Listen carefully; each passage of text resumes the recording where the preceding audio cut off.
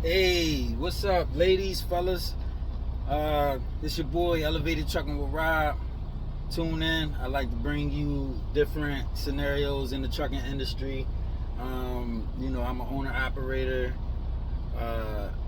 and make sure you hit that like button, subscribe button if you want to be notified. And the like button, it definitely helps the algorithms, help the channel get more recognized, so I can keep bringing you good information. I wanted to talk today a little bit about why I decided to get into trucking. I could say that when I was a kid, I used to always admire when a truck driver would turn that corner and the back wheels like come this close to the curb. And I just thought it was amazing how they pulled that big equipment like that. Did I ever think I was going to get into it? No. I had a bunch of different career opportunities, and one of the most lucrative ones happened to be the trucking industry. In 2021, I'm going to say fuel is definitely high right now. You just got to find your lane, fit in. I mean, I would a CDL in my city and state is about $5,000 for the training, and they help you get your license. And company drivers, it all depends on what the average what the ranges of being pay, but I would say maybe around $1,500 a week, and that's a good home everyday company,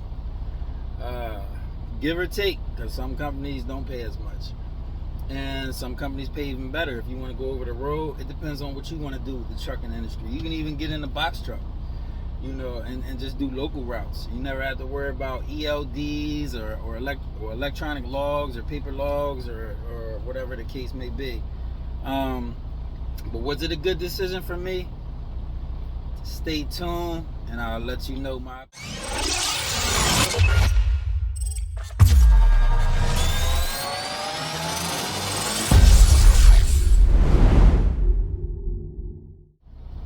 Welcome back.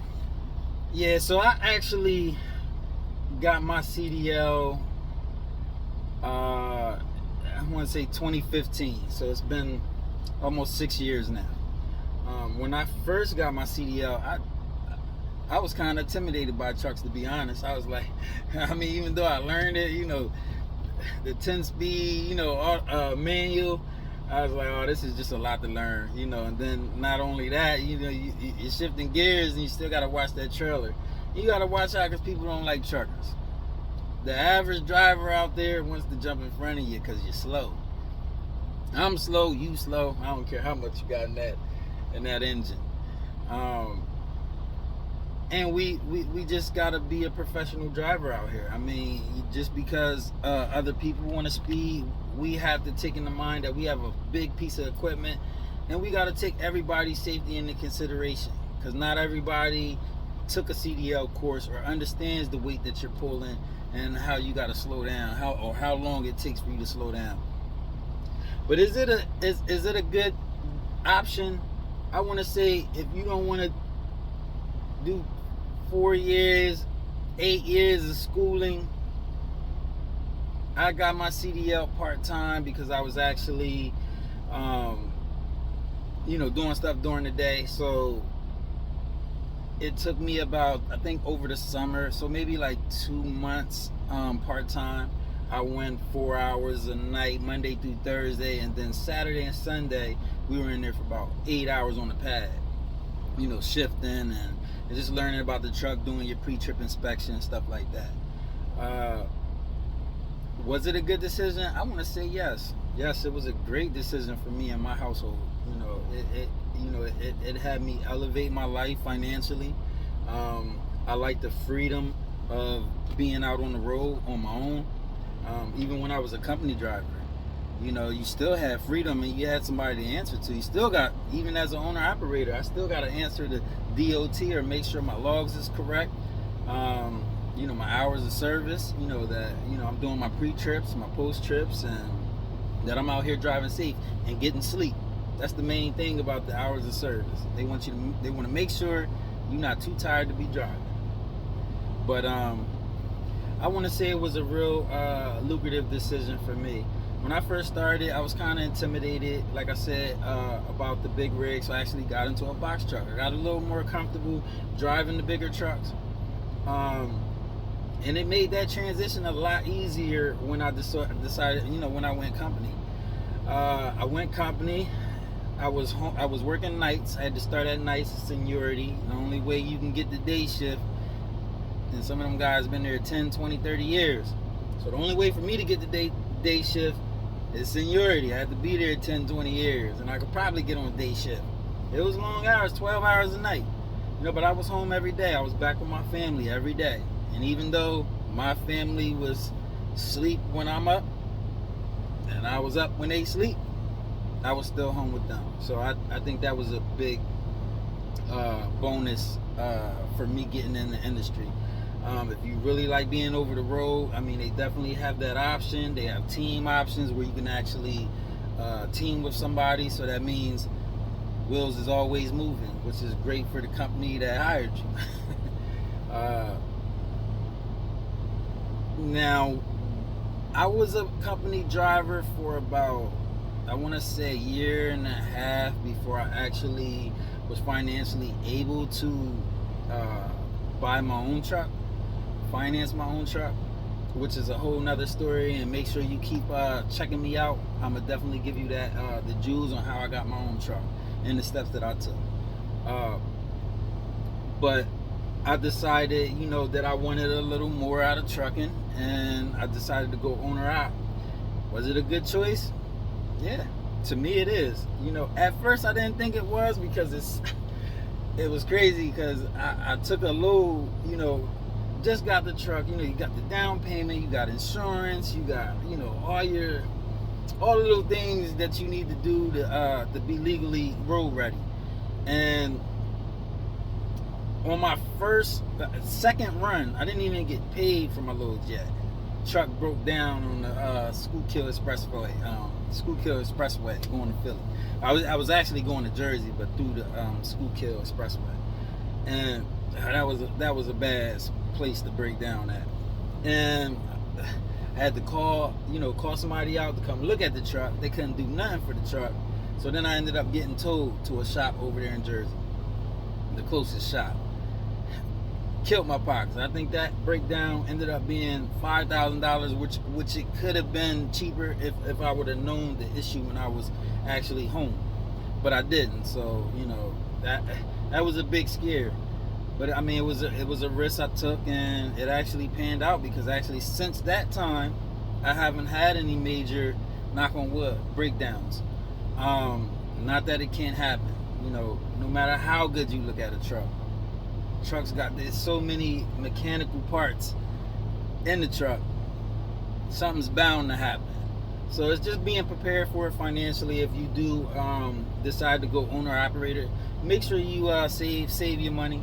Make sure you save your money. Don't even think you got no money until your first 6 months to a year. Just keep saving, because anything can happen. You just want to be prepared for it. Taxes, stuff like that.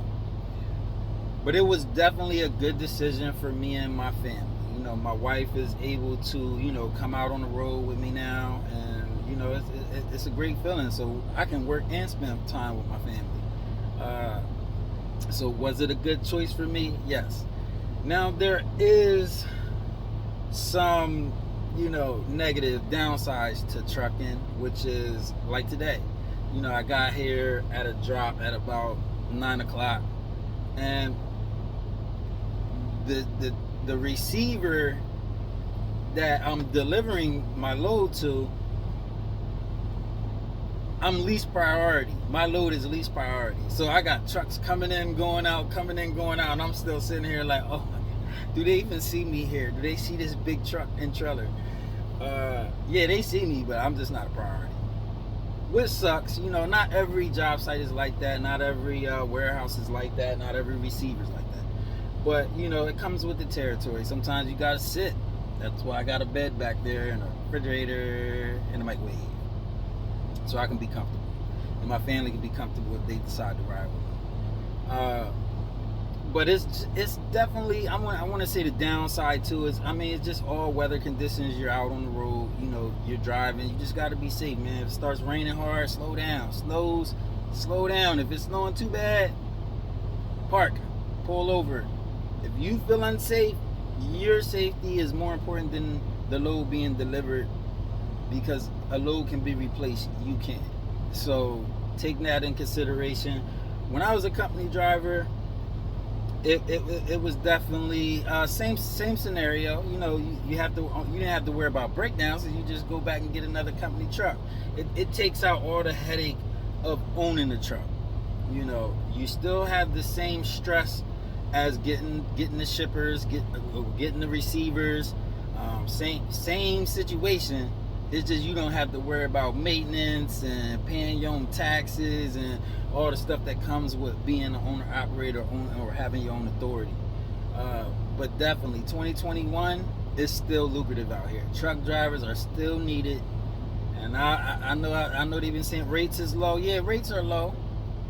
Depends on what, you know, I run flatbed and rates aren't low for me. So thank you.